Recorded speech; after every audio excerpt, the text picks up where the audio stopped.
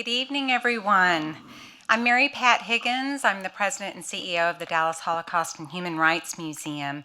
Thank you so much for joining us for tonight's Funk Family Upstander Speaker Series. I'd like to start by thanking our Anchor Series sponsors, IMA Financial and IMA Foundation, and our series sponsor, Match Group. We are very grateful for your ongoing support of the Funk Family Upstander Speaker Series.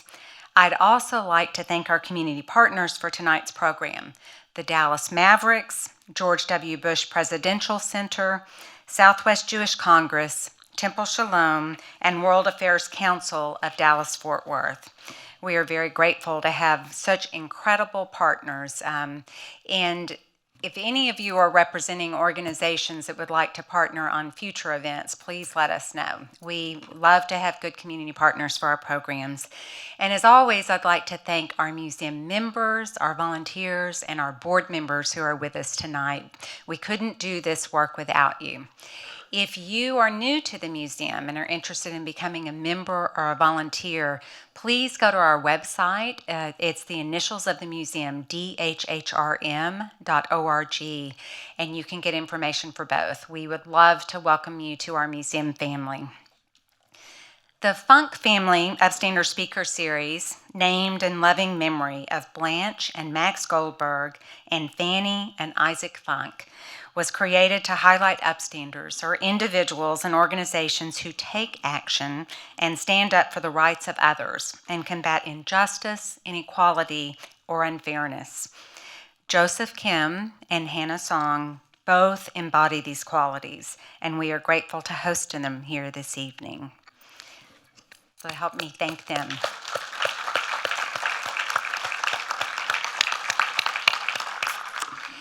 We will have time for questions and answers after the panel discussion, so please write down your questions on the note cards that our volunteers gave you when you were walking in, and we'll do our best to answer as many as possible. So we're also fortunate to have a wonderful moderator tonight, Chris Walsh. Chris serves as Director of Global Policy at the George W. Bush Institute. In this role, he manages communications, evaluation, and public policy research projects that advance freedom and democracy in the world. Prior to joining the Bush Institute, Mr. Walsh worked at the International Republican Institute as the program officer for Central and Eastern Europe, where he coordinated political party building and civic advocacy programs in the Balkans and Turkey. Chris is a graduate of American University with a BA in International Studies, and he and his team are wonderful partners to the museum. It's now my pleasure to turn things over to you, Chris. Thank you, Mary Pat. Thank you, the whole team here at the Dallas Holocaust Museum. The preparation has been A+, and we really appreciated that. And thank you to all of you for taking time on a Tuesday night after a long weekend to spend some time with some pretty incredible people. But who are those people, you might ask? Well, to my far left is my colleague, Joseph Kim, who serves as program manager in global policy and expert in residence at the George W. Bush Institute. I work there too. He was born and raised in North Korea. At age 12, his father died of starvation, and he was separated from his mother and sister. In 2006, Joseph escaped North Korea and fled to China, where he connected with Liberty in North Korea, also known as LINK. A year later, he left China for the United States and claimed refugee status under the North Korean Human Rights Act. In 2013, Joseph delivered a TED Talk on the importance of hope and published his memoir, Under the Same Sky. And if you haven't seen that TED Talk, it's really worth your time. The profoundness of chicken wings comes out. And if you've seen it, you know what I mean. If you don't, you should definitely see it. But he is a former America Needs You Fellow and Council of Korean America's PSI intern. He holds a BA in Political Studies from Bard College. And beside that, a great friend who I'm proud to work with and just constantly inspired by. So thank you, Joseph.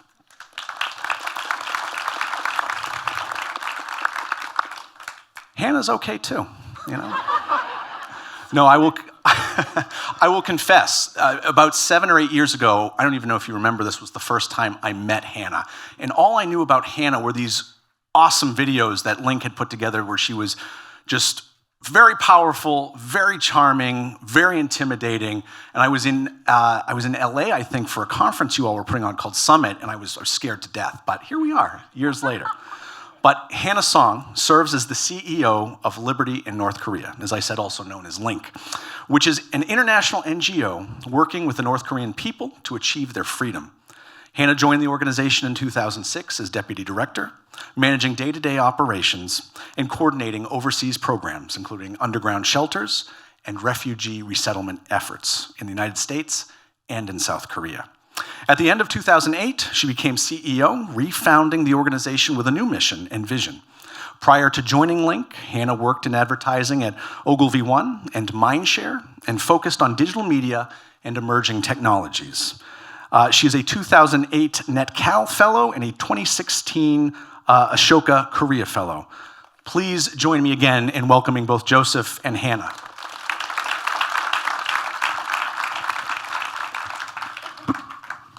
All right, now to the hard part. So we're going to talk about a very serious topic, obviously, but what makes this panel and these two experts so inspiring, so encouraging, is that there's a lot of joy and there's a lot of laughter as well. And if you're going to talk about a subject as serious as North Korea, it helps to have those things. So this is a question for both of you, and let me start with Hannah, and then I'll go to Joseph to get your thoughts as well. You know, I think nowadays we hear a lot of headlines about North Korea. And usually they focus on Kim Jong-un, or lately nowadays it's Kim Jong-un and his bromance with Vladimir Putin. But I think there's a lot more to North Korea than those things. So let's set a baseline for us all. What should we all know about North Korea? That is the broadest possible question you could ask to start things off. Do you want a history lesson? No, I'm just kidding. I mean, the main thing is probably just in a nutshell, everyone probably has a different understanding or maybe knowledge of North Korea, especially as it exists today. So at a baseline, North Korea is one of the most isolated countries in the world. It is also one of the last remaining totalitarian regimes that exist in the world as well. And there are 25 million North Korean people that live there today, facing one of the most brutal regimes throughout history. And, you know, I think there's this common question. I think sometimes I forget that it's hard to really understand what it is like in North Korea because it is so different from the way that we live our everyday lives. North Korea has been isolated from the world for over 70 years after the Korean War, and technically South and North Korea are still at war. There's simply a peace treaty, there's an armistice, a ceasefire in place. And so after the ceasefire agreement, you have a country of millions and millions of people that were completely isolated and shut off from the entire world so that the North Korean regime could essentially indoctrinate millions of people with this extreme propaganda and ideology that would serve the regime. And so I think what's hard to remember is that there are so many people still in that country for a very long time that their only conception of the world was really what they were told by the government. And so this is a place where, if you remember, during many previous communist countries, it is completely, pretty much the government dictates everything. Everything you get comes from the government, your job, your status, your food. This is how things were before the 90s. And so you have a system in which the people only really know what the government tells them. There's really primary television, radio, newspaper that's run by the government, all with whatever they want you to know. The North Korean people don't have access to the outside world. There's no internet in North Korea. Very few people actually know of its existence and may have access to it. There's an intranet. There is a domestic cell phone network inside North Korea, but you cannot call outside of the country. You can only call people within the country on that network.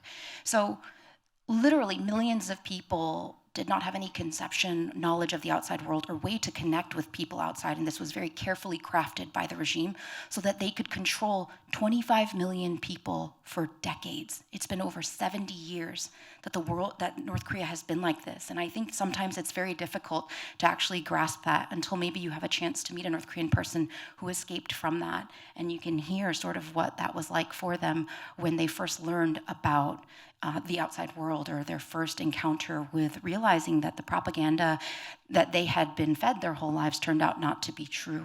So a lot of that changed in the mid to late 90s because there was a severe famine that happened. And as you heard from Joseph's story as well, his father, unfortunately, was one of those individuals who passed from starvation. And you had about 1 million North Korean people who starved to death. I don't know how many people here in this room remember the 90s and remember hearing about this, but I don't remember hearing about this at all. And it's incredible to think that somewhere in the world, 1 million people could starve to death and that we wouldn't hear about it because that's how closed off the country was.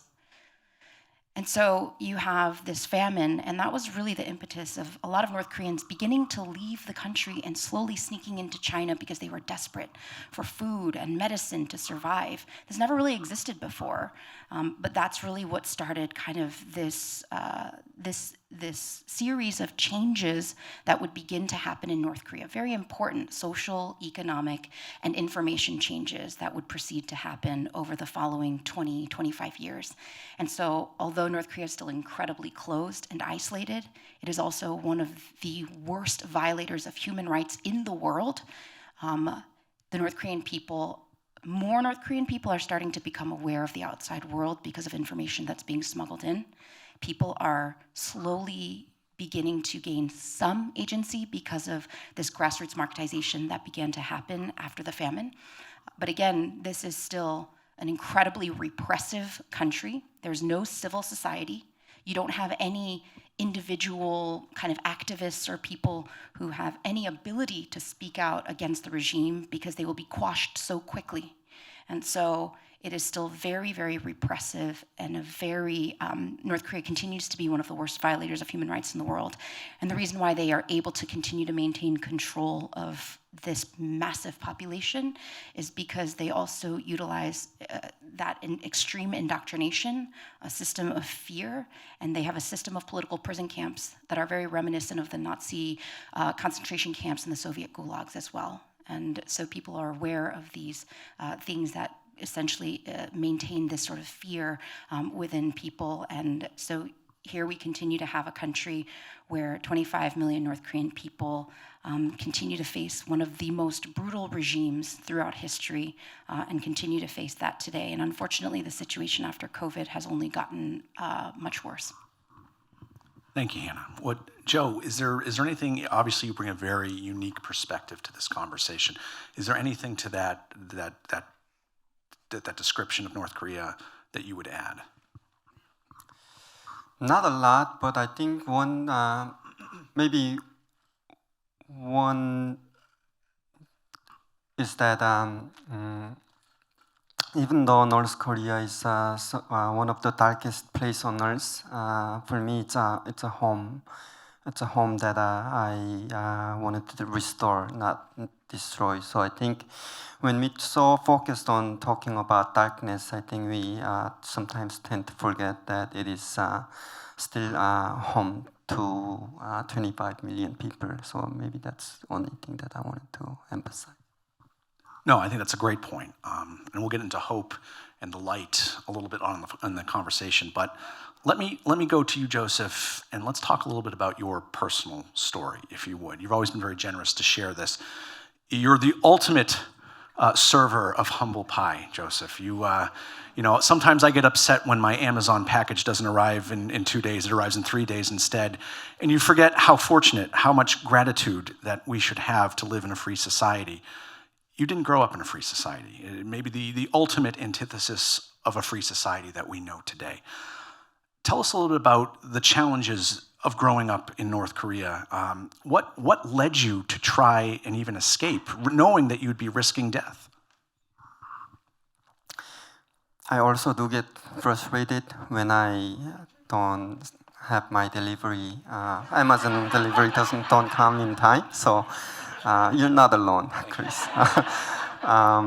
Let me first begin with saying thank you for Dallas Holocaust Museum and Human Rights for hosting tonight's events. And I also would like to quickly mention that this is such a pleasure to share this stage with Hannah, who has become a sister to me, and she's I describe her as a sister from another mother, and she and her husband has been always there for me, both in good and bad times for the last 17 years. And I just wanted to quickly say that your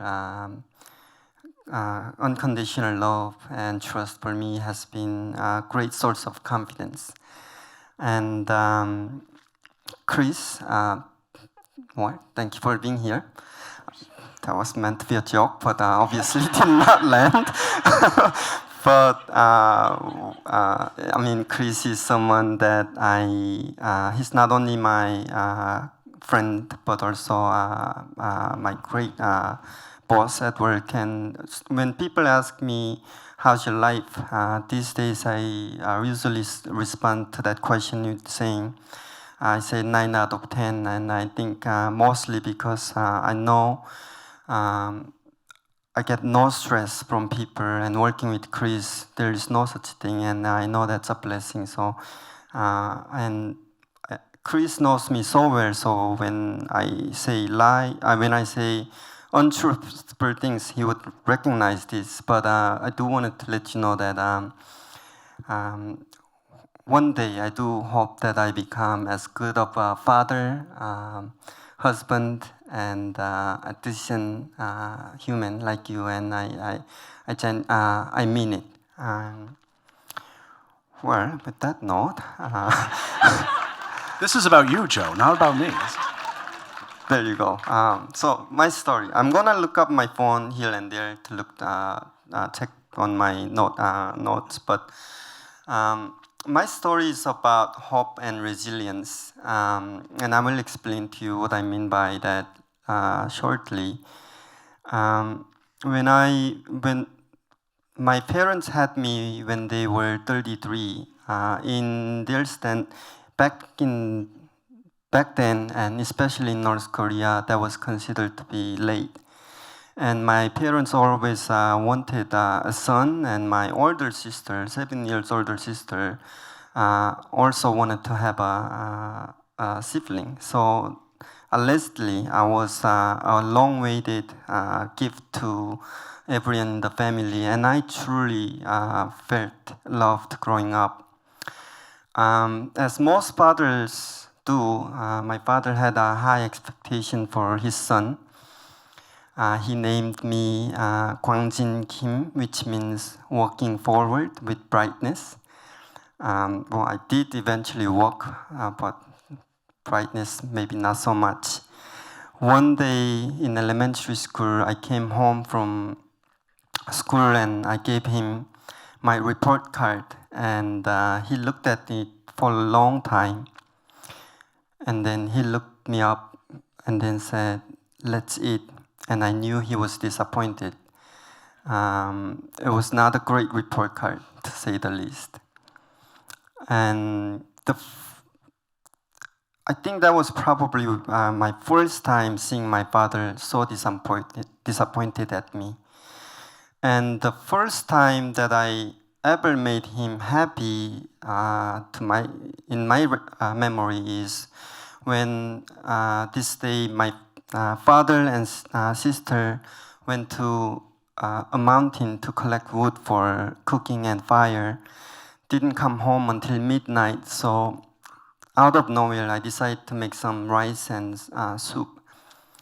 My father and sister came home, and they had dinner, and my father, at the end of the dinner, my father said, "Son, this is the best meal, the best rice I've ever had in my life."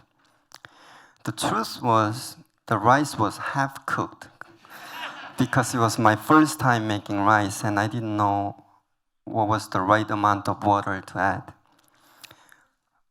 Unfortunately, that was my first and last time that I had a chance to serve him a meal that I made. When I was 12 years old, my father died from starvation. And in that same year, my sister, older sister, was sold to men in China. Since then, I have not heard from her. My mom was sent to prison for attempting to escape North Korea and was sent to prison and died there later. So I became homeless and orphan at age 12. So it was interesting transition because from being the center of everyone in the home to essentially become no one on the street.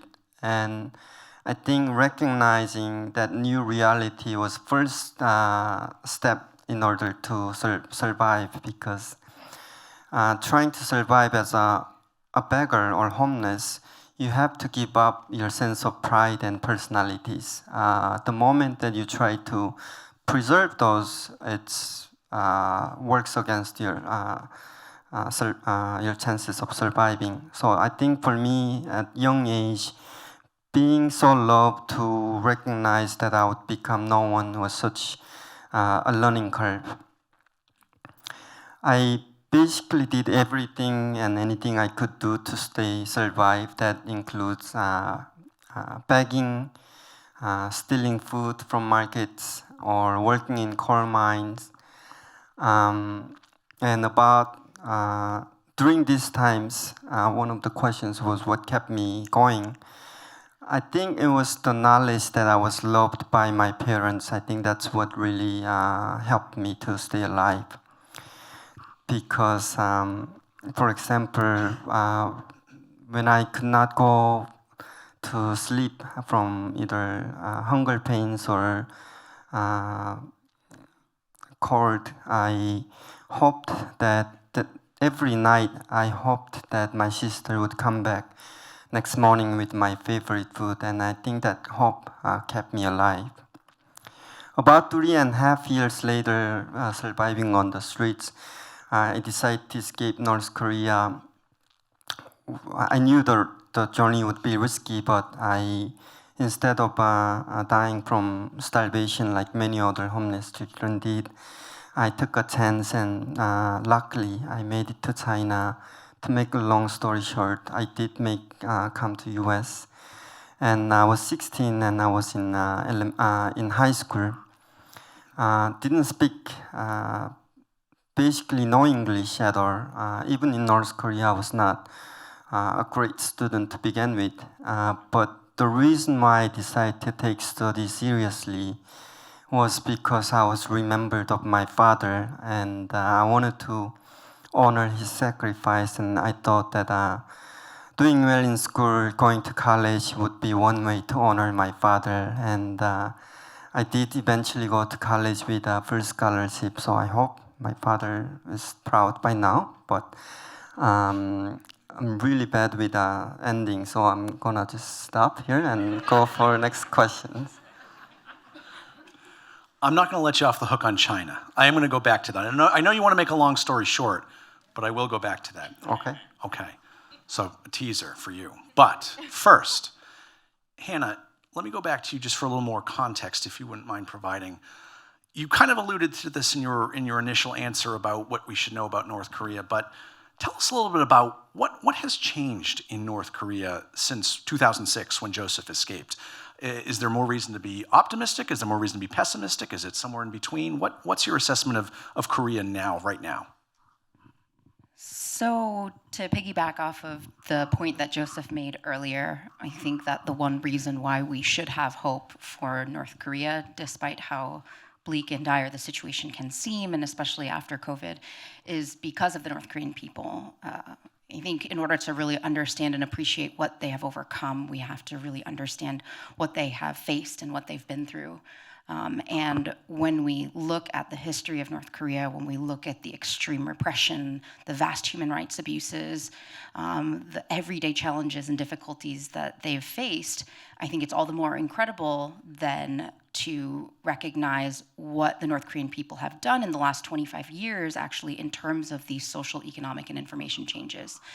As a result of the famine, North Korea, as I'd mentioned, the government used to provide everything to its people, including having a public distribution system where people would work and then would essentially receive food rations from the government. But when communism collapsed, when support from China and Russia collapsed, and through a series of mismanagement of all of these resources and food and things that the government had, prioritizing the military and its nuclear program, the North Korean people unfortunately suffered as a result of that. But the people also took matters into their own hands. And although you had people who did end up starving to death, you had another subsect of people realizing the government is not going to feed us, so we need to feed ourselves. And so that was really the impetus for people beginning to take the risk to leave the country. And Joseph alluded to this before, but it's illegal to leave North Korea. Some of you might be wondering, why don't people just leave if it's that bad? You can't. It's actually illegal to leave the country without the government's permission. And so North Korean refugees today, they have all left illegally, and they have risked their lives like Joseph's sister and Joseph did, to go into China. And so maybe we'll talk about that more later around that situation of escape and how dangerous that is. But when people began to realize they had to take care of themselves, it was a very interesting shift, because this was the beginning of this sort of marketization. People began to barter and sell goods informally through these sort of black markets, or what they call grasshopper markets, where people kind of lay stuff out on the ground. They're not allowed to sell it, and then they just pick up, and when officials come by, they just jump up with their stuff and run away. So you have kind of the beginnings of this marketization happening as a result of the people themselves in an effort to survive, to provide for themselves and for their families. And this really proliferated quite a bit, because through these market systems, people were able to try to feed themselves. They were able to start sort of making money, which technically shouldn't really exist in the system that North Korea is. They began to then do business and trade. You would have Chinese people coming across the border, bringing goods across, doing business, selling in these markets. And so the market really sort of became, kind of in some ways, we like to say, replaced the government for a lot of people. The market became central to what the people needed. It gave them food, it gave them an opportunity to make money, it gave them status to a certain extent, and it really began to change some of the social dynamics in North Korea. And so people that you used to be very suspicious of, you would have to report on each other. Don't get me wrong, that still exists and continue to exist, but when you're doing side-by-side business with people, or you're partnering with somebody, and you're watching out for each other, or you're just trying to make money, there are these natural kind of relationships and bonds of trust that were starting to form in a place where no civil society exists, because the government understands the risks that poses to its authority and its control. This became very important. And so we began to see some of these really important changes that are happening. And it's really because of just the tenacity and the resilience, the entrepreneurship of the North Korean people, not only as a way to survive, but in their attempt to really, like what we like to say are these very small, everyday forms of disobedience. They wouldn't say that they're doing this on purpose, they're not trying to overthrow the regime, nothing like that. But it's really, for them, these acts are very important, because when you begin to have people starting to question the way things are, or why the government doesn't provide for them, this really becomes an opportunity for more people to become aware of their own situation and the reasons why they're in it. And one of the reasons why the system and the government has lasted this long is, again, because of that incredible indoctrination and propaganda that exists for people not to question why they exist in the situation they're in. So as people began to watch like smuggled Hollywood films and South Korean dramas, they began to realize, wait a minute, now some people thought this is just another form of propaganda. And other people began to think, we've been told our whole lives that South Korea is poorer than us. But look at these high-rise buildings and this nice clothing and how wealthy and rich they're living. Not only that, people who lived on the border, including Joseph to a certain extent, people who were right on the border, they remembered 30 years prior, China being so poor that people used to come from China into North Korea begging for food. And just 30 years later, when they looked across that river, they saw just bright neon lights 24/7 all the time with this development that happened in China. Meanwhile, they don't have consistent electricity in North Korea still. So they began questioning themselves, why are we being left behind and what's going on? And so there become these kind of opportunities for people to become aware. And if I can just share one quick anecdote also, this young man that we had met, it was very interesting because we have kind of spent a lot more time with the North Koreans that we've worked with and we've helped to escape. And one of the questions that's always so interesting for us is that moment when you realize that everything you had been taught growing up was a lie. Like, when was the moment that you first began to suspect that, or you began to realize a different truth? And so this young man talked about how he used to visit his grandmother who lived closer to the DMZ, so closer to the South Korean side. So it was much more difficult to get smuggled stuff down there. But when you jiggered with the radio a little bit, you could illegally get some South Korean radio stations. And he used to listen to a South Korean radio station and would listen to the news. And he just assumed the news was like propaganda, similar to the things that they were being told by their government. So he paid no attention to it. And then he would always listen to the traffic report after that news report. And he said that there was one time that he was listening to the traffic report and it said, due to the snow, the buses will all be running 15 minutes late today. So please be mindful of that in your schedules. For him, he was thinking to himself, that's absolutely incredible.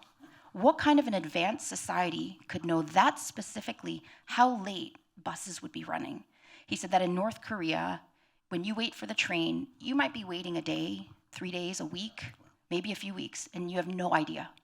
And so for him, that really began to make him think about, how advanced is this place that these people are living in that they could know that? And so then he continued to think about it. He said it kept bothering him. And he said, if the weather report and if the traffic report is true, then maybe the news before that is also true. And so he said that the curiosity got the better of him. And he eventually found a way, and actually through the black markets was able to he was able to buy things at like I never get this right, it's like a compass or something like that, and he was able to get a boat, and he literally took a boat and escaped that way. Very, very few people have done that and have survived, but a few people have managed to do that, and he was one of them. And he managed to escape through a boat and make it to South Korea. And so I think we never quite know what it is that's going to get people to realize what, to have that moment and to recognize the outside world, or to realize kind of what the real truth is. But I think that that's definitely something that these changes in North Korea have provided an opportunity for people to recognize through the markets, through interacting with people coming from China, through this illegal foreign media that they're able to watch, through having their own ability to take care of themselves and questioning the system that they're living in. These are all really important things and signs that have been they have been pretty much created by the North Korean people over the last 25 years and have grown and really developed, and the North Korean people continue to push these types of economic, information, and social changes. Now, a lot of that changed during COVID. COVID was a huge setback. When you think about places like China and North Korea, it was probably the ideal scenario for Xi Jinping and Kim Jong-un.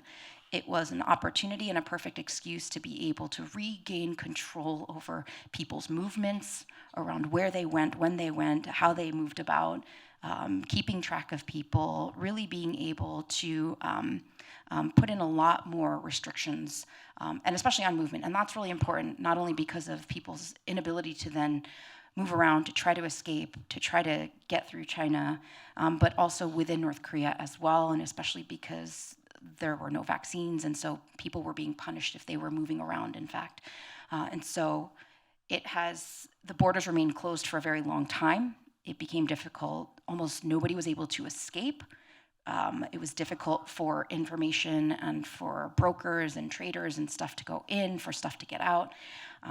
Things have slowly begun to pick up again. Our rescue work only started to pick up at the end of 2022, after a long hiatus. But it has definitely kind of slowed things down in a pretty significant way.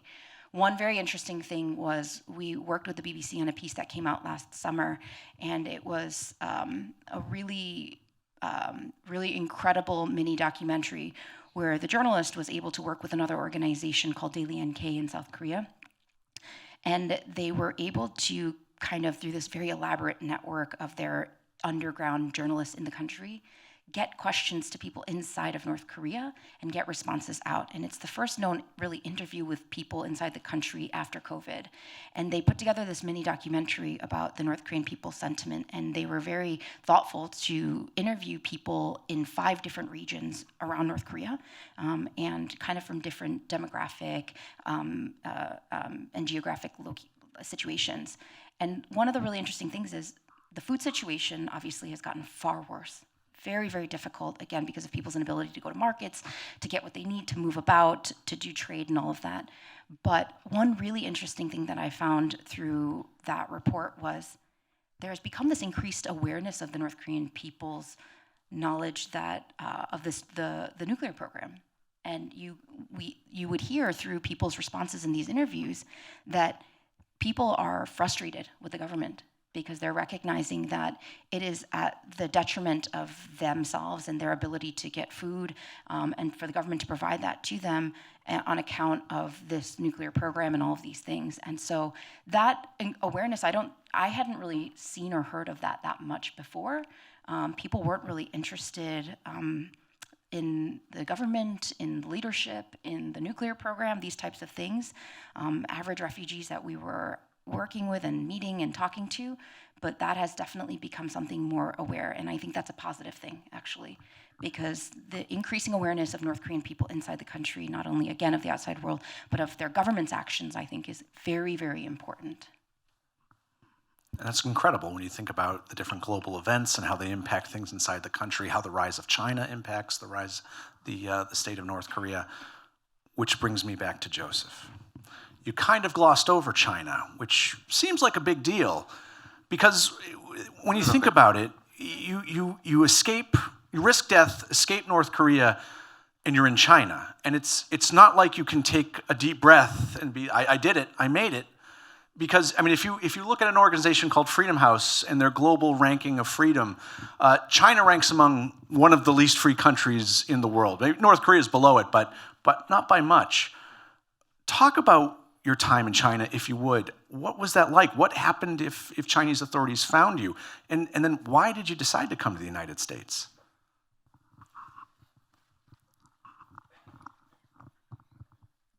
So in North Korean tradition, or I guess in myth, ravens, the black birds, they're considered as a sign of bad luck.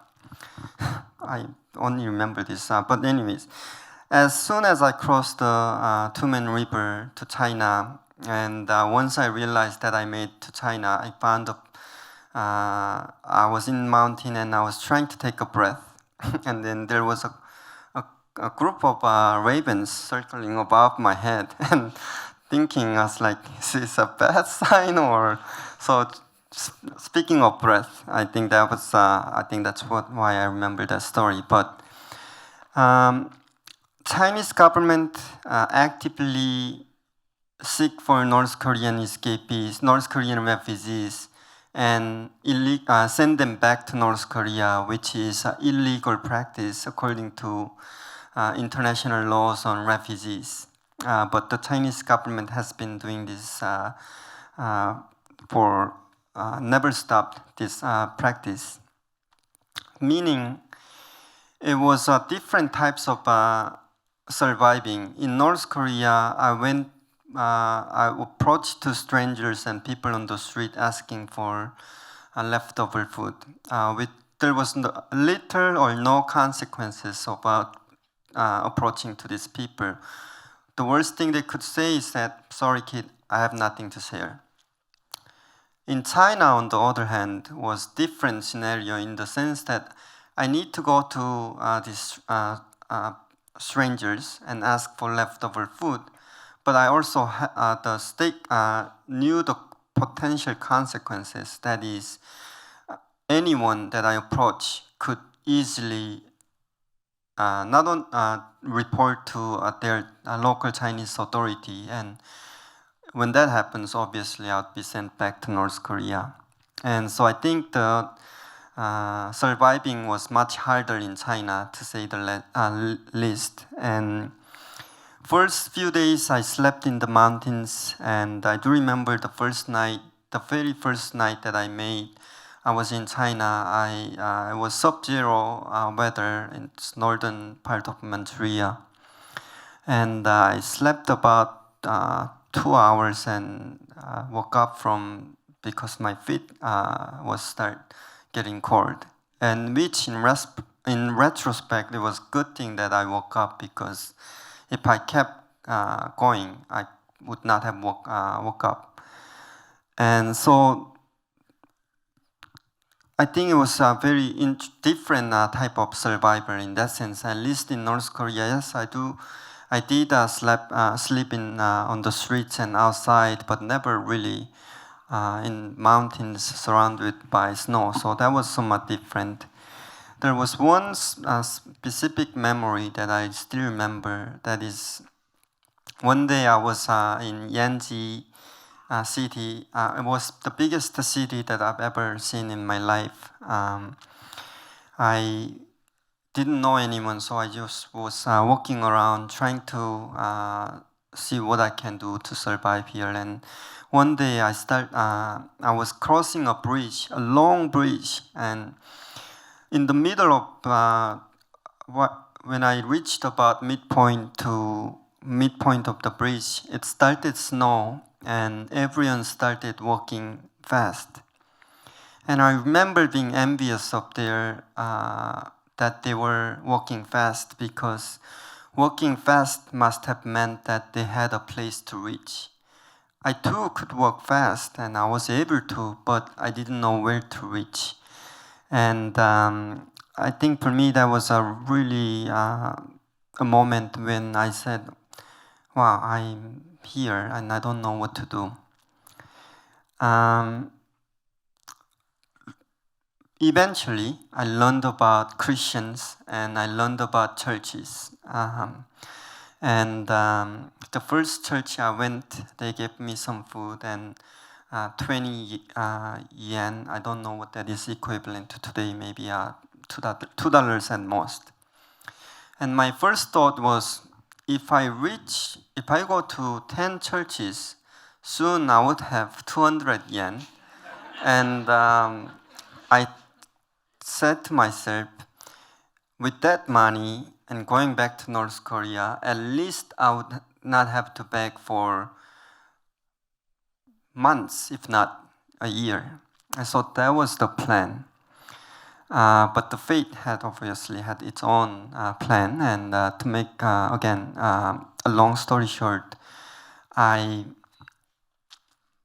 met a South Korean missionary who helped me to connect it with Link. And with the help of Link, I was able to come to US. Why did I come to US? I guess I do have to share this story a bit in details in order to explain why I decided to come. So this South Korean missionary woman, her job was to visiting these places where North Korean teenagers are hiding, and basically be there and give them a chance to have their last wishes, knowing that she doesn't have means to bring everyone to South Korea, but also knowing that it is not a sustainable way of life and they would eventually die anyways, most likely. So I think her goal was trying to at least give them a moment to remember, I guess. And she came to my place where she asked me, my name is this, and what would you like to have? And I thought about it for a long time, and I told her, I said, I would like to have a soccer ball. And she started laughing and crying at the same time, which was so confusing because it's like, was it too much or too little? And she came back about 2 weeks later with a fan, took me to shopping mall, got me a soccer ball. Did not last more than 2 weeks. I forgot what happened. Got me some other snacks, and in the car she said, do you know what my job is? I'm supposed to just stop by your place and deliver whatever wish that you had and move on to next stop. But for some reason, I couldn't get rid of you in my mind and my thoughts, and I wanted to help you to go to America. And she said, would you be interested in? And my immediate response was no, because I grew up so brainwashed in North Korea, where I was taught to hate Americans as our nation's fatal enemy. And she basically told me, said, look, this is a real opportunity. I want you to think through this. So I did, and I went back to a shelter where I was hiding. Okay, I will take 2 more minutes. I was looking for movies on TV because everything was in Chinese and I couldn't really understand. So, excuse my ignorance. At the time, I thought any white people on the screen would be American movie. So I was flipping channels looking for anything that,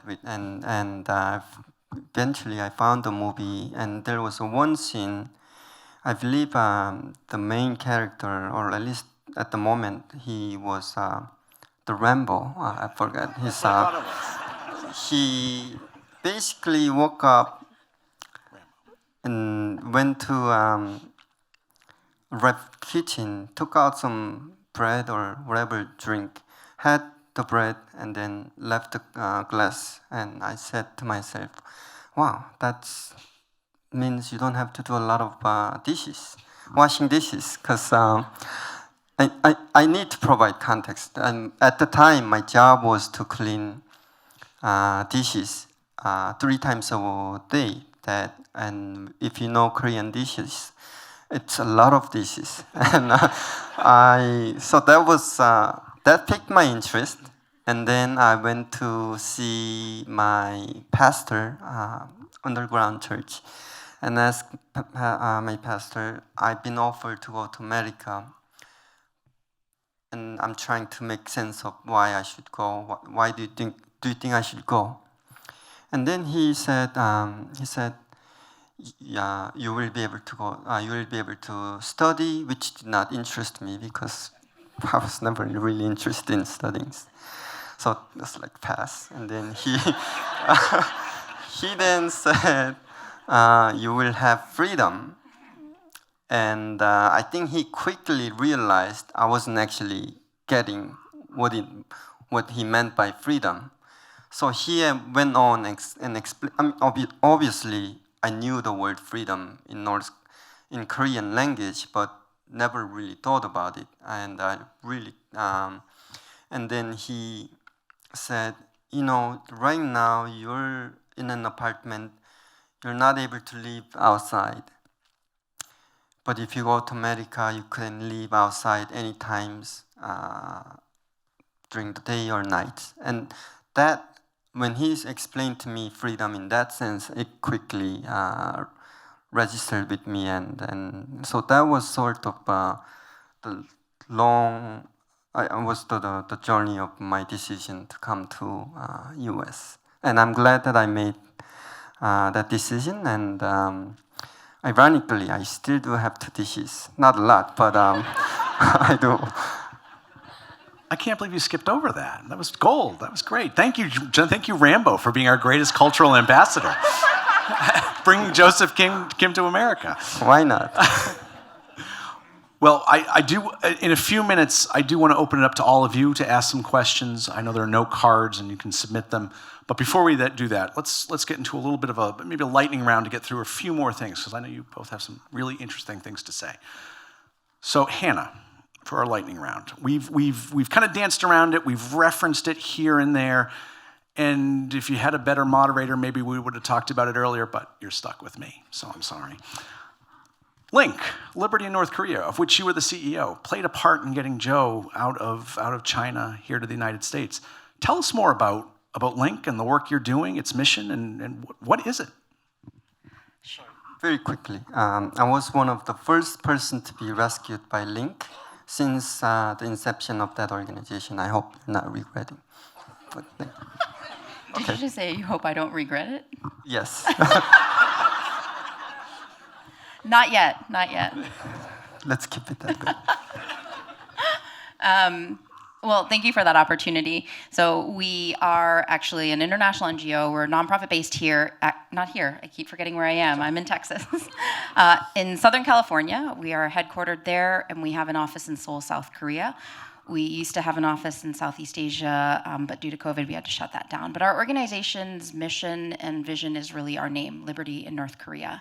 We're really trying to work with the North Korean people toward the day in terms of when 25 million North Korean people can achieve their freedom. In the meantime, the work that we're doing to work toward that is helping North Korean refugees escape through a modern-day underground railroad. Joseph was one of the first that we helped to escape, but he was a little bit unique because he came out quite early in 2006. But we really started our rescue work in 2010, actually, using this modern-day underground railroad. And it essentially is from the border of China, North Korea, all the way to Southeast Asia. It is about a 3,000-mile journey. That's longer than the distance from New York to LA. And it's a very difficult, dangerous journey. Actually, there is a really, really well-produced documentary film that has just come out called Beyond Utopia. Highly recommended if you're interested in knowing what exactly that journey is like. It actually follows two families through that very dangerous escape. And so we help North Koreans escape. We've been able to help over 1,300 North Korean refugees and their children safely make it out of the Underground Railroad to South Korea and to the United States. We then provide support in helping our North Korean friends achieve success in their resettlement and beginning new lives. We work with young North Koreans in building their capacity to essentially be leaders and to work with us on this issue. We believe they're one of the best solutions, actually, to this issue, one of the most underutilized solutions, frankly, on this issue. And we work together also with them in helping to share their stories, to change the narrative on North Korea. As Chris mentioned, most people's perception is Kim Jong-un, nuclear weapons, Dennis Rodman, Team America. It's a lot of this. But there are amazing, incredible people like Joseph, a lot of them, who have these amazing stories of not only escape, but even people inside the country that are just like us and live everyday lives. And there's this other great book written by Barbara Demick, and she makes the same point that Joe made before, which is in this very dark place that have these political prison camps and where there is all this famine and starvation. It's a place that also still has love. And there's, beautiful love stories and families and parents who want the best for their children, like Joseph's father and mother wanted for him. And so it's an opportunity for us to work with our North Korean friends to change the narrative so that when people think about North Korea, the first thing they think about is Joseph or North Korean people and not North Korea, defining North Korea by dictators and nuclear weapons. And the last part of the work we do as an organization, we're not super public about it, so we don't share a lot of details, but it's essentially the opportunity for us to help get more information and technology into North Korea, into the hands of the North Korean people, to increase their awareness of the outside world, and to help empower them with more information resources to determine their own future.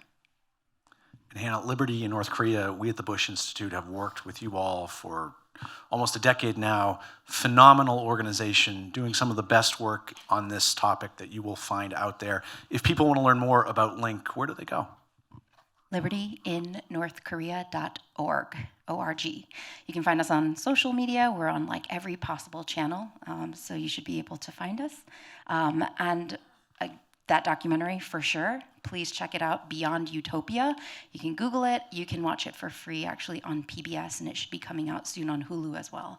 And on every other platform you can find it, but it's free on PBS. You heard it here. Joseph, speaking of the Bush Institute, where both of us work, how did you get connected with the Bush Institute? What are you doing there? And do you like it?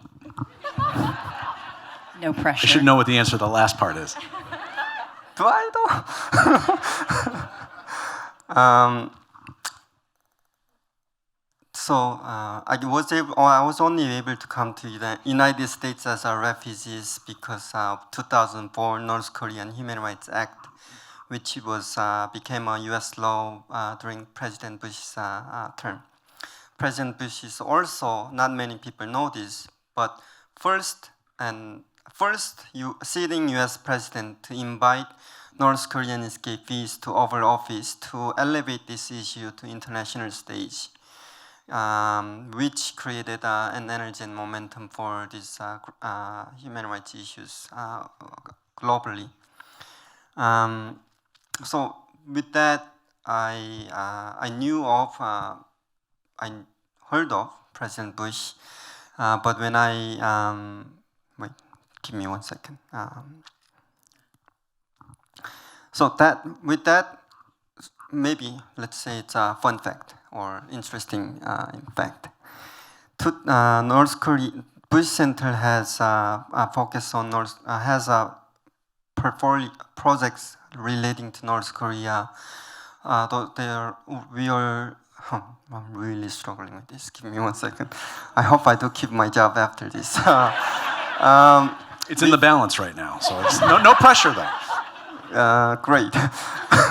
So we focus on 3 things. One is when it comes to North Korea, we do research and analysis and provide policy recommendations on North Korea's connecting human rights and security challenges. We do this work with our senior fellow, Dr. Victor Cha, who is one of the most celebrated thought leader on this issue. So policy recommendation is one aspect of our job. Second is providing scholarships to North Korean refugees to pursue higher education in the United States. It's a scholarship named after our dear friend Chris and my good friend Lindsay Lloyd. It's Lindsay Lloyd North Korea Freedom Scholarship. It's a scholarship program that I was one of the first recipients when it was established and launched in 2017, and now I have the honor and privilege of helping running that program. 3 is we do North Korea human rights and advocacy workshop where we have been inviting North Korean youth to come to Bush Center for a few days together. The goal is to try to equip them with the skills and knowledge to become better leaders and better voices for themselves and the country they care about. Hopefully I covered it. You keep your job, I think. Yeah, no, nice job, nice job. Believe it or not, that's a great news for me. And even though I'm an impartial moderator, I will say you can learn more about the Bush Institute's work at www.bushcenter.org. And you can check out a lot of the great work that Joe is doing there. A couple more questions. Oh, thank you.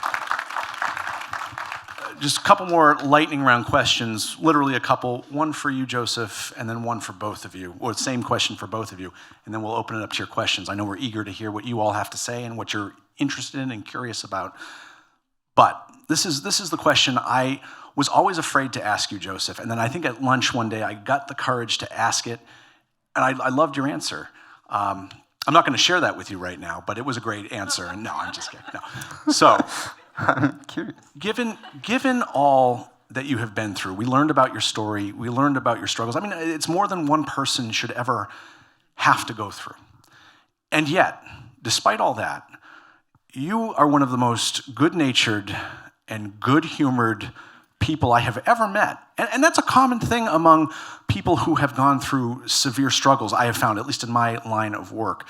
And it's incredible. And it really makes you turn inward and think about appreciating all that you have. Even though life can be challenging, no matter where you are, thank you for doing that, first of all. But what makes you do that? And given that you're so good-natured and good-humored, why do you have an incredibly terrible taste in movies? Everyone wants to know. Can you give examples of those movies? Yes, the Fast and Furious movies. Hannah asked for an example. He loves the Fast and Furious movies. The whole series? Well... Yes. Okay.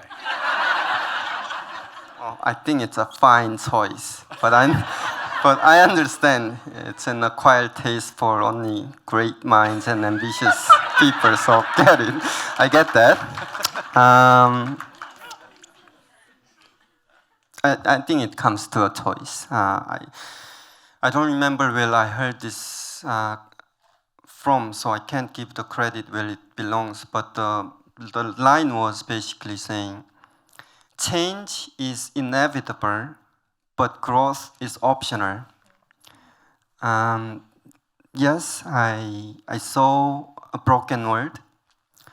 I experienced maybe perhaps some of the lowest points of human nature in North Korea. And most of them were out of my control. But today, here I'm in America and I have a choice. I can either remain sad and broken or walk forward with hopes and positive mindsets. And I think humor is a great companion in doing so, in that work. And I think it also has an incredible healing effect. Can't back up with the evidence, but that's at least how I think. Yes. I like bad movies too, so if we're sharing and being honest. Thank you for your honesty. And now, before we go into your questions, a question for both of you, a place that I always like to finish, especially on a heavy topic. What gives you both hope about the future of North Korea and the North Korean people? Whoever wants to take it first. Okay. I think hope is deeply a personal choice. A choice requires determination and courage. And what I mean by is that as we get older, trying to remain hopeful gets harder and harder. And I learned this in a hard way. One day I was at, when I used to practice kickboxing, one day I asked one of the coaches in the gym, and I basically said to him, I said, hey, I don't feel like I'm making much progress even though I keep coming here regularly, and most importantly, even despite of all this exercise, I still feel tired. And he said something that was so interesting to me, at least. He said, doing exercise is great, but what do you eat? Excuse my language, but he said, if you eat crap, you would feel crappy. And it's just as simple as that is.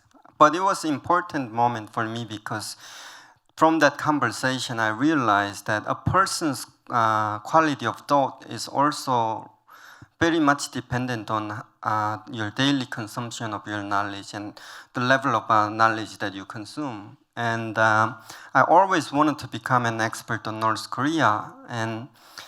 But I asked myself, and I woke up one day and asked myself, am I doing the work it requires to become an expert? The answer was no, because I was watching silly TV shows all weekend. And I asked myself, if I'm continue watching this, how can I become an expert on North Korea? So I eventually quit internet at home, cut off internet at home, and I tried to focus my time, invest my time and energy on increasing my knowledge on North Korea issues, and it has. And over the past few years, my knowledge on North Korea has increased significantly, whether that is in human rights and security challenges. But at the same time, my hopes went down so fast, and I asked myself, why is this happening? And I think that is because as we get older, we become incredibly sophisticated with the language of probability, which is a great language to have if you're if you wanted to avoid or mitigate risk. But in doing so, when we solely or focus on probability alone, we tend to dismiss possibilities. And so, for example, like, I'm sorry, I'm going off the tangent, but for example, when Putin invaded Ukraine unjustly, many experts said, look at Russia's economy and military power and look at Ukraine's. Ukraine would not be able to stand more than 2 weeks, but they have. I thought I had a point with that story. Give me 1 second, please. Again, I think it's a choice of between believing in between probabilities and possibilities, and so I do remember now. So all the books, reports, articles I have read, these experts says North Korea is complex challenge and it's intractable problem. There is no hope and there is no solution to it. And yes, I understand where they're coming from, but I don't agree with their assessment in the sense that just because there is no answer at the moment doesn't mean that answer doesn't exist. And I personally believe that this fight is not over until the free world and North Korean people say, I gave up. But clearly, the North Korean people have not given up. And I intend to I haven't given up. And so I think for me, hope, it's very much about a choice, and understand at times it's harder to make that choice, but I think it's important one to keep it and fight for it. Sorry, that was more than 2 minutes. But brilliant. What gives you hope, Hannah? So it's funny that you talk about that summit, because clearly the impression that I left was that I was angry, which is true. Because when I think about what even got me into this issue was, I won't give the whole long, boring story, but being here and being invited to this place is very significant for me, because kind of the start for me in terms of these types of issues was because I grew up with a deep interest and fascination in the Holocaust. And I think it was really difficult to understand kind of the moral failure of humanity, and really trying to, through books and movies and things like that. And I remember being very young, and I mentioned this to you before, we didn't have cable. I was the child of immigrant parents who were too cheap to allow us to have cable TV, so I watched a lot of PBS. So there were a lot of things on the Holocaust all the time, and I remember watching Schindler's List, probably far too young and far too many times, and standing at watching it, just crying and just being angry, like sad but angry. And so actually I think for me a lot of kind of my going into this work and doing this was really out of anger, because and I didn't know how to address that in any way. And so, I came upon this quote years later by St. Augustine, and it said that hope has two beautiful daughters, anger and courage. Anger at the way that things are, and courage to ensure that they do not continue anymore. And I think that was really important, because when I think about the work that we do in the situation, when I meet our North Korean friends and I hear their stories and what they've been through, when I, sit down with our North Korean friends and they have never been able to talk to their family again after they left, or they lost their child in the escape, when they couldn't go back to North Korea when their father passed away to say goodbye, when you think about the injustice, the unfairness of the situation, this man-made situation, it's so angering. And I think that, that is really what drives us to remember that there is something that we can do. And I have to be very honest, during COVID, things got very bleak, very difficult. People weren't escaping. We couldn't help them. The situation inside was getting really bad. It was the first time in probably 16, 17 years of doing this work that I started to actually lose hope. And so I think that during that time, I just essentially remembered that there is still something that we can do.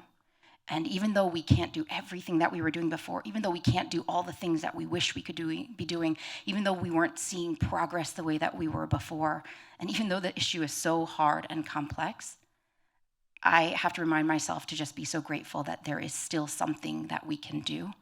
And that every time, if there is still a person who is willing to risk their life to escape, that we want to be there to help them in their escape. And so for me, hope really comes from this place of we have to ensure that what's happening doesn't continue. And I think, people always say, the opposite of love isn't hate, it's apathy. And I think we have an opportunity to ensure that people can understand and learn about what's happening in North Korea, that they can meet more people like Joseph and be so inspired by him, and to know that there are thousands, if not millions more Josephs that are still in that country today that are, seeking an opportunity for freedom, that want a better future for their families and for their future. And so I think that it is really the North Korean people that give me hope and the opportunity that there is still something that we can do. That means that we have to continue to press on. Sorry, I will take. Can I take 15 seconds? Sorry. You've done it 12. Just kidding. Bye.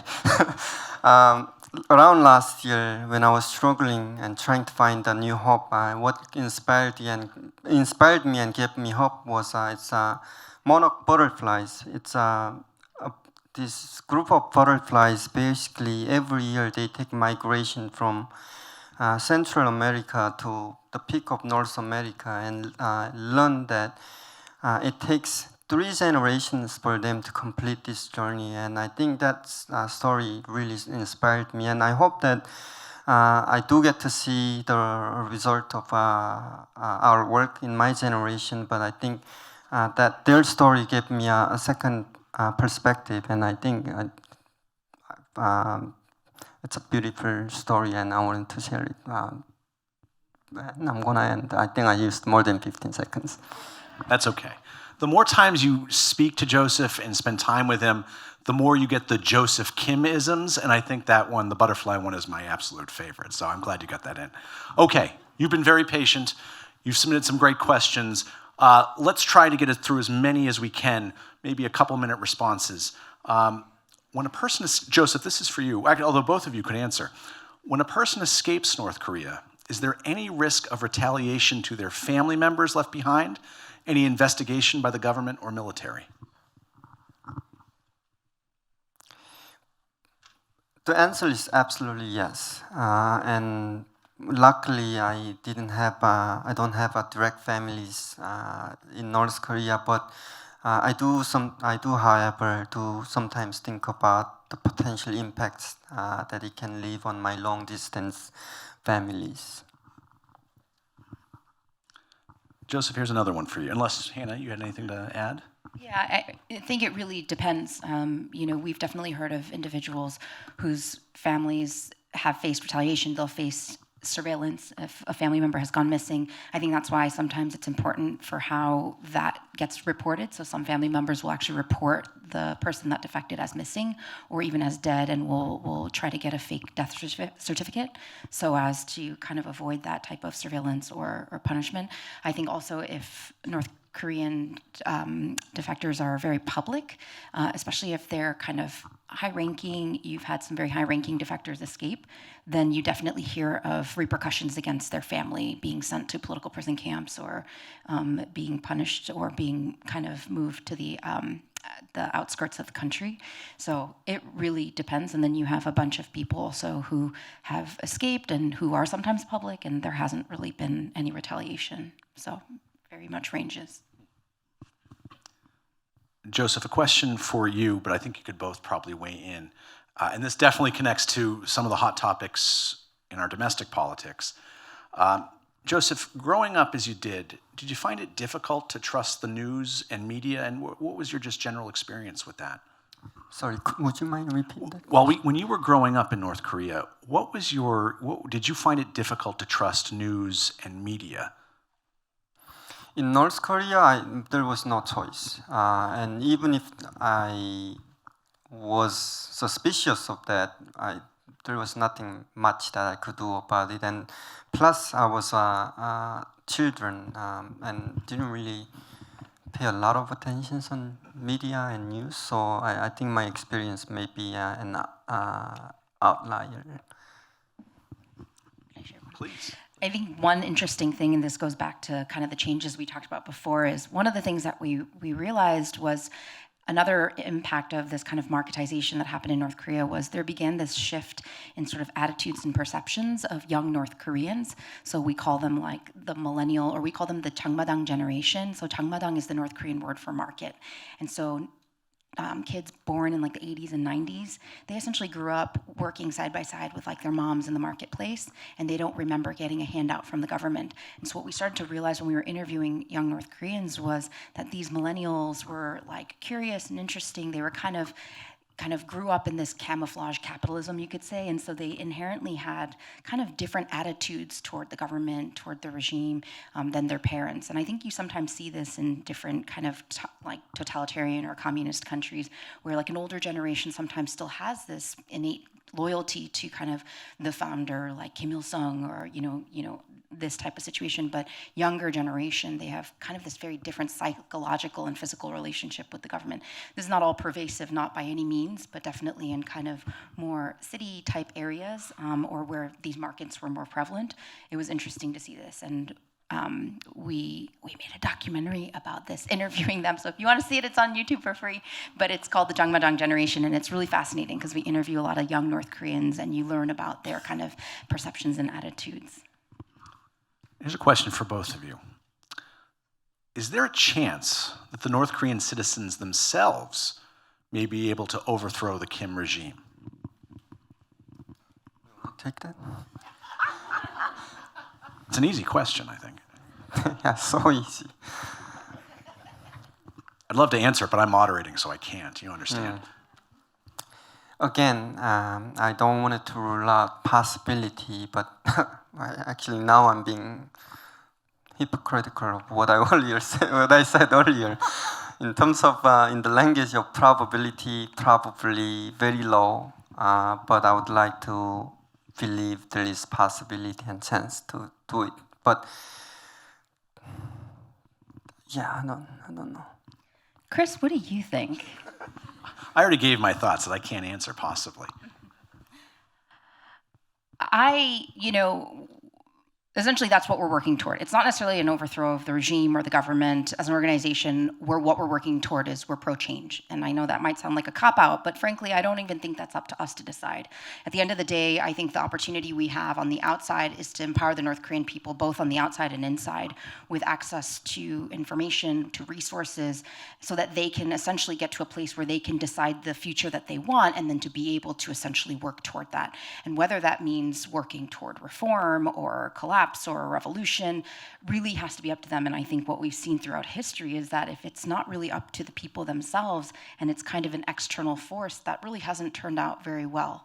And so I think that that's something that we recognize, which is why one of the most effective things we can do is in supporting North Koreans in their escape, and then supporting them after they've resettled, because so many of them do manage to reestablish contact with family members inside the country through these illegal networks. It's very fascinating. And they sometimes are able to talk to them on the phone through like these brokered systems illegally and send money back, remittances. And so these resources, information going in, are really important inputs to change. And then also our ability to really do much more in terms of getting way more information and technology into the country, into the people again, is working toward this opportunity to help North Korean people inside to learn more about the outside world, about their own circumstances, about themselves, and to eventually get to a place where they are empowered with enough information and resources to decide what they want their own future to look like. Actually, that kind of reminds me of my thought that I had before. Well, again, take 15 seconds. Not great with the keeping promises, but I think if you're Kim Jong-un, there are two potential threats. And one force of that threat is external, and the second is internal. And external threat can be defined by international pressures or military options by U.S. and its allies. But because of the nature of what nuclear weapons are, they sort of have a fine or working deterrence already in place. So I don't see external threats or forces as credible as a big of a threat if I were Kim Jong-un. But I think nuclear weapons as a form of deterrence won't work against its people, because the moment that you use it, and it not only detrimental for the North Korean people, but also for its survival of its own regime. So I think in that sense, I think nuclear weapons does work as a form of a deterrence against external forces, but it's not applicable to internal forces, however you define that force, whether ideological revolution or, so I wanted to quickly add that. Thank you. Hannah, a question for you. Could you tell us about one or two of the refugees that escaped through Link's channels, and where did they go once they land in the U.S.? Right here. A few folks, sure. I wonder if it's just to the US or South Korea. So maybe I'll share one from somebody we helped that escaped and made it to the US, and one to South Korea. So the first is one of our friends. I'll use his alias, Ryan. And so Ryan escaped. He was one of the first rescue missions that we ever had done back in 2010. And when we met him in China, he had literally just left North Korea. It had been days. He had never been in China before. My colleague actually was part of that rescue mission. And he said that Ryan was playing on his iPhone the whole time, had never seen a phone, was playing video games, and managed to escape. And when we talked to him in China, it was very emotional. He had left his family, his parents, and even eating all this food, he was felt so guilty. He said that he was eating and enjoying this food. He eventually made it safely out, went to South Korea. And once he got there, he worked like crazy. He was able to get back in touch with his family inside, and was able to actually work 3-4 part-time jobs and send a few $1,000s back home to his family inside to try to support them. He eventually went to school, studied engineering. We sent him to a coding boot camp in the States.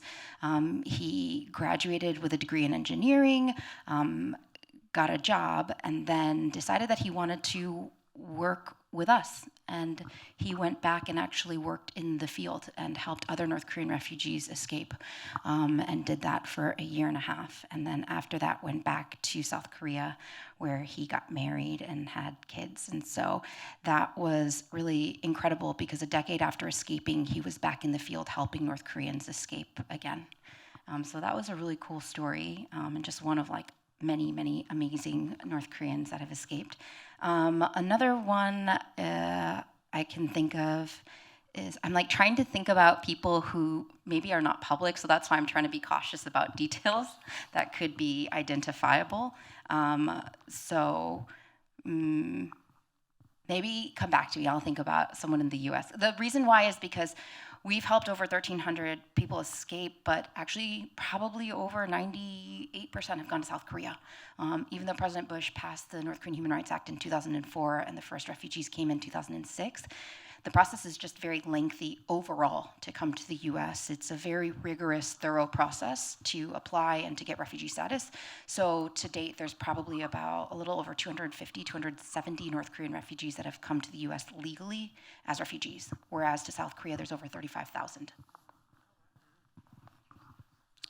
And Joe, what surprised you the most about the US when you arrived in the country?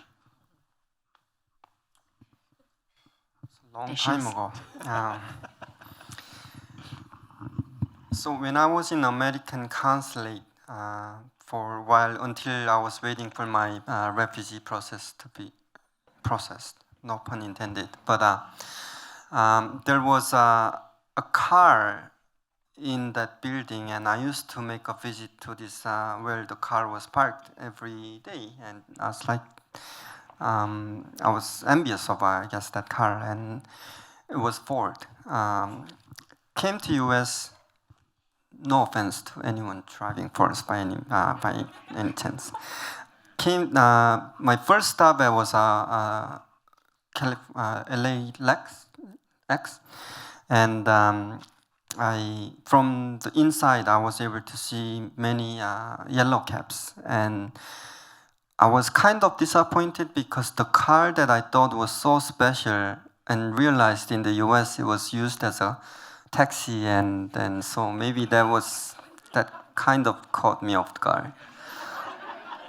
That's a good one. That's a good one. Well, before we turn it over to our friends at the Dallas Holocaust Museum to close us out, I would like to offer one perspective from the moderator's chair that I'm sure that all of you are experiencing right now, just to sit here and be in awe of everything you do, about how you're humble, how you're passionate, how you care for the North Korean people. It's amazing. And I'm thinking back to the question of hope. And one of the most amazing pieces of hope and the way to think about hope I ever got, I don't know if you know this, was from Joseph. He was sharing, and I know this is okay to share because I've done it before, but I haven't shared it with many people. We were talking about hope and what it meant to hope and the difference between hope and optimism. And what we said was hope is something that requires action, where optimism is just simply something you're going to believe that everything will be okay even if it won't be, but you're just choosing to believe that. But hope is when you actually take some sort of action to realize a goal. And it was Joseph, and I didn't know, this hit my heart. I didn't know how to respond when he told me this. I think I just froze. But he told me how he believed his sister was alive in China, and he's preparing for the day when he will see her again. Not only her, but any potential nieces or nephews and a potential brother-in-law that might only speak Chinese. And so every night he was going walking, listening to Mandarin lessons on his headphones through his phone. And if that's not hope, I don't know what is. It's a small act, but it's so huge and so filled with love. So thanks, Joe, for that bit of hope.